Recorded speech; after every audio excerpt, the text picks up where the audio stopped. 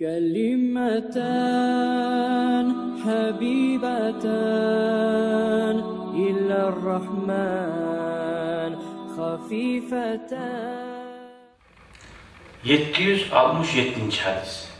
An İbni Abbas'tan uzgar Allah razı olsun ikisine de annen Nebiye dağıda Peygamber sallallahu aleyhi ve sellem naha an yuteneffasa fil ina.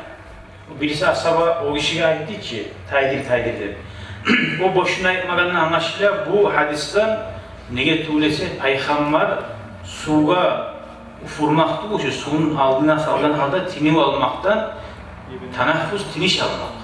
Şu tiniş almaktan geri urdu değil. Av yadamsa yunfaha fihi ya da ufurmaktan. Ufurmak daha da güçlü olacak. Tiniş almaktan ufurmakların güçlü.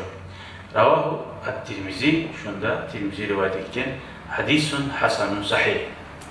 Şu Müslüman adamın edepleri, gayda olsa da şu sünnetlerini yürütmeye, hareket etmeye gerek.